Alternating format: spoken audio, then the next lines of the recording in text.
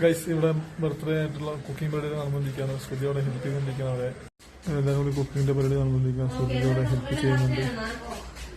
ശ്രുതിയോടെ help ചെയ്തുകൊണ്ടിരിക്കുന്നുണ്ട്. സവാള സമയം 12 മണിയായി. നമ്മളൊരു കുളിച്ച് ഫ്രഷ് ആയിട്ടുണ്ട്. ഞാൻ കുളിച്ച് ഫ്രഷ് ആയിട്ട് ഡ്രസ്സൊക്കെ മാറി. ശ്രുതിയും ഡ്രസ്സൊക്കെ മാറിയിട്ടുണ്ട്. ഇനി ബാക്കിയുള്ള വിശേഷം കാണിച്ചില്ല എന്തൊക്കെയാണ്. ഇതേ തേങ്ങയും വരുന്നത് ഗൈസ്. ഏറ്റവും വലിയ കോമഡി എന്താ വെച്ചാൽ സിറ്റിയോട് അടുത്ത സ്ഥലങ്ങളിലുള്ള ഫ്ലാറ്റൊക്കെ പണിയുണ്ടല്ലേ, അവിടെയൊക്കെ മെയിൻ റോഡാണ് ഗൈസ് പോണത്.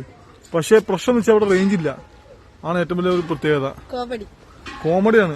ജിയോയ്ക്ക് ഒരു റേഞ്ച് ഇല്ല, ഒരു ഘട്ടം പോലും റേഞ്ച് ഇല്ല. എന്നിട്ട് കഷ്ടമെന്നറിയാമോ, ഞാൻ തന്നെ നിലപാട് പഞ്ചായത്താണ്. പക്ഷെ എന്നാലും സിറ്റിയോട് അടുത്താണ്. ശ്രുതി ബർത്ത്ഡേ ഗേളിനെ അടുത്ത റാപ്പാണ്. First happy birthday.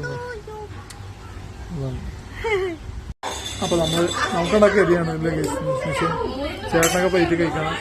പിന്നെ ബർത്ത്ഡേകളുടെ അമ്മയും പ്ലേറ്റിലും ക്ഷണിച്ചുകൊണ്ടിരിക്കണം. നമുക്ക് ഭക്ഷണം കഴിക്കാം. കഴിക്കാൻ പോകണം.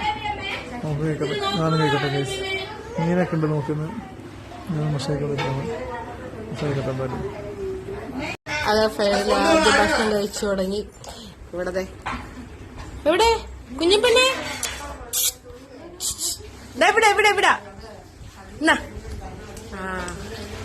കുഞ്ഞിപ്പെണ്ണ് എല്ലാരും ഓരോരുത്തരുടെ ഇവിടെ ചേട്ടൻ കഴിക്കുന്നുണ്ട്. ഓരോരുത്തരും ഓരോ പണിയിലാണ്.